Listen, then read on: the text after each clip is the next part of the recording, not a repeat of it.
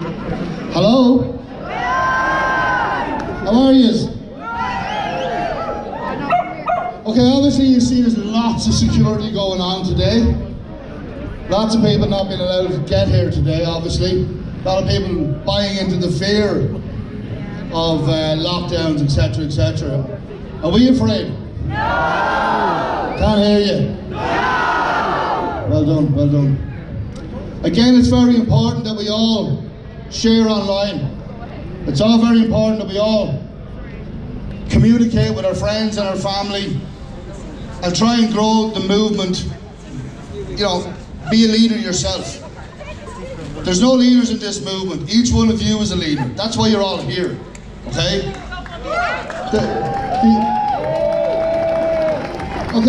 I understand that you're sick of looking at my mug and you would love to see other people and love to see other people talking. There just isn't enough time. And everyone's idea is really, really important and everyone's idea is brilliant. But we just can't carry out every single idea, okay? So, I'm going to call out a couple of counties and you tell me where you're from, right? Is there anyone here from Wexford? Okay. Anyone here from Waterford? Right. Anyone here from Clare? Cork? Oh, well done, Cork. Anyone here from Meath? Westmeath? Okay, the point I'm trying to make is this, right? Derry? Antrim? Fermanagh? Right, now the point I'm trying to make is this, right? Is that you guys were brave enough to come here today from your own counties, from your own communities. You guys can start the movement in your own communities. It takes 5 people to stand at a roundabout. It takes 5 people to stand outside the municipal buildings. It takes 5 people to stand outside your local politician's office. It doesn't take 5,000 people. Stop always focusing on the numbers. Once you start the movement in your community, it will grow. And you just have to rely on the good nature of people to listen to the message. Anyway, Maeve from Health Freedom Ireland wants to say a few words, so, and then we'll have a bit more music. You all happy? Yeah. Well done. Thank you, Glenn.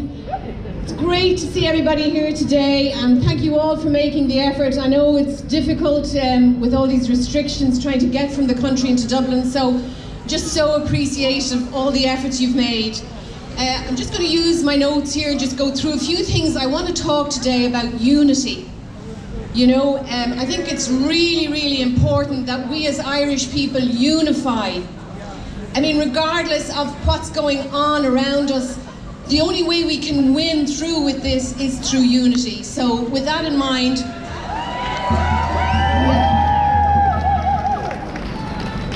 firstly I want to thank Glenn and Mark and the Yellow Vest family for allowing us to share their platform and to use their resources.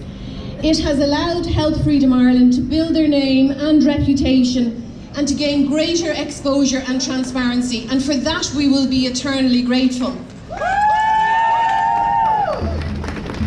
I can tell you, since last April we have lobbied, we have done petitions, we have contacted TDs, we have done everything we can to try and raise awareness. They are not listening. And this platform is the one platform whereby this last week I had 2 calls from journalists. We've never had calls from journalists before. So this is working.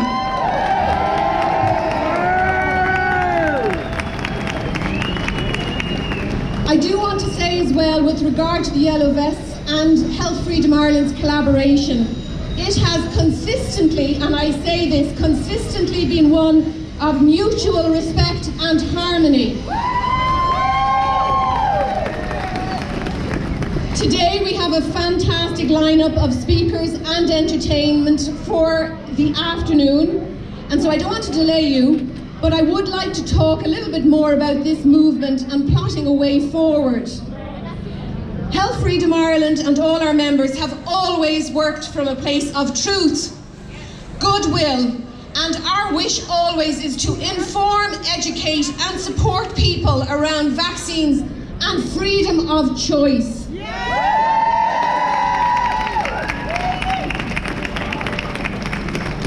And I want to actually stress this really strongly. We have no political agenda.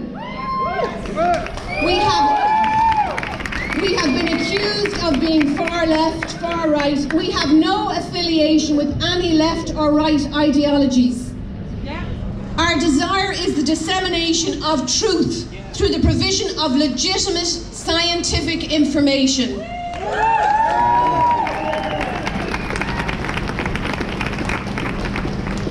However, with the onset of this COVID pandemic, we had very quickly morphed into a whole new energy, and our recent focus has been working towards restoring our liberties, bodily autonomy, and securing freedom to choose with regard to the wearing of masks, mandatory testing, and also in relation to a COVID vaccine if it's rolled out and made mandatory.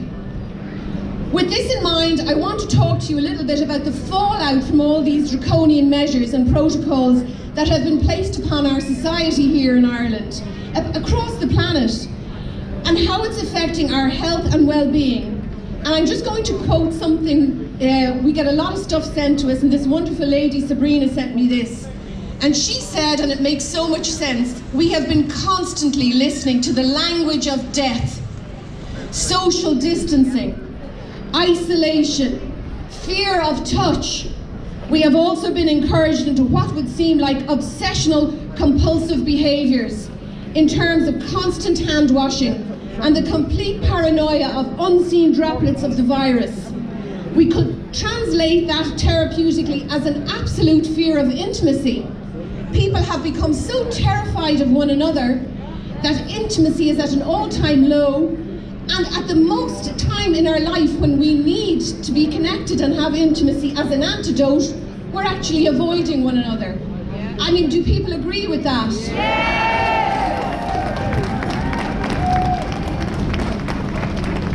People have become fearful and terrified of intimacy at a time of despair when intimacy is the antidote for healing. Her words really resonated with me, and now more than ever I feel we need to unite in love. We need to sweep all biases, all judgments, all opinions, all political affiliations off the table and come together in absolute unity.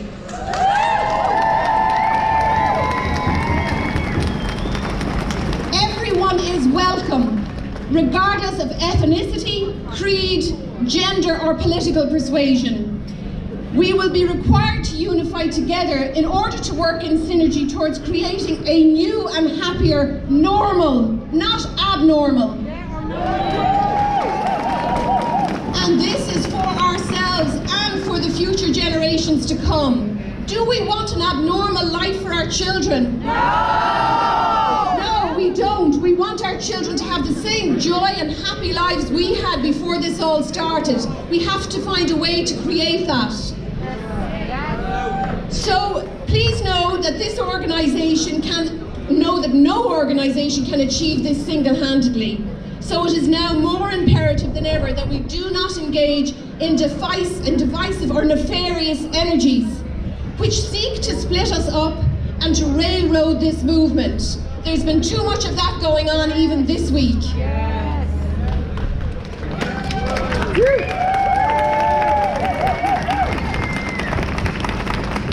I would like to add that we need to remain calm, to be discerning people, to use good judgment at all times, to research things on social media before we share them and before we jump to conclusions. I've seen too much stuff put out and disseminated and people haven't checked the facts.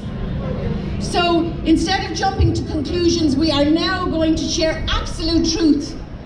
We will lend strength and we will lend dignity to this movement in doing so, and also ensure our detractors are silenced and disempowered.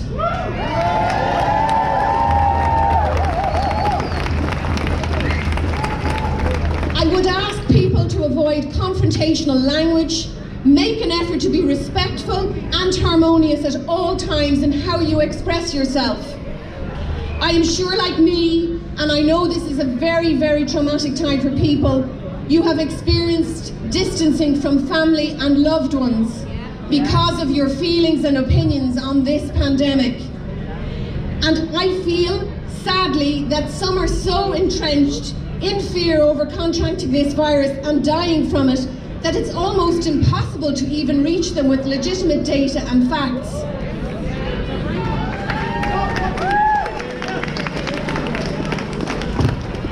Each of us, I am sure, has a unique experience of how this has played out in our lives, and it is very challenging and distressing to be seen as a radical, as a conspiracy theorist, or someone who is uncaring and putting humanity at risk by our lack of responsibility towards the health of others.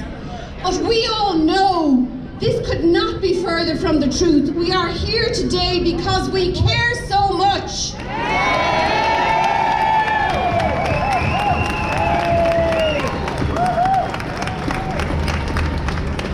We care so much, and we want to ensure the integrity of our world is protected and maintained for the generations to come. Health Freedom Ireland have recently done some amazing work with a wonderful lady called Sarah Haboubi. I don't know if you're here, Sarah. Anyway, she's here in the crowd, I think. She's an amazing life coach and NLP practitioner. She talks about what type of COVID animal are you? And she shares a little bit about this with me, and I'm sharing it now with all of you.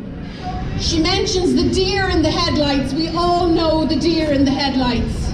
We can't reach them. They're so paralyzed with fear they cannot hear anything. No. She talks about the ostrich, the one who knows that something is wrong but just continues to keep their head buried in the earth. And we all know them as well. And then she talks about the roaring lion. How many roaring lions are here today?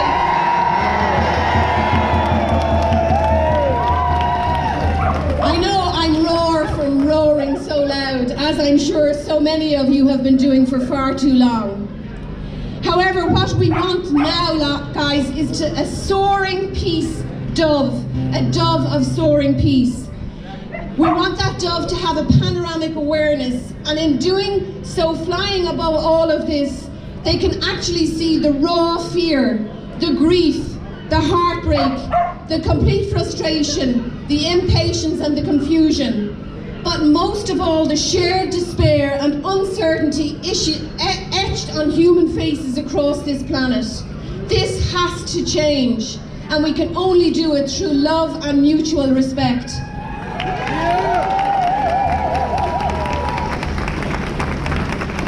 If we can find some common ground within all these emotions and within all these people and with all their fears and different feelings, we can start to rebuild trust and bridges of reconciliation.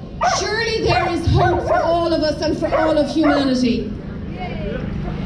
So it's Health Freedom Ireland's ongoing goal to support this vision in whatever way we can, to progress this movement in a way that creates security, positivity and hope for all our futures. We cannot do it alone, so we ask that you continue to support us in this movement in whatever way you can.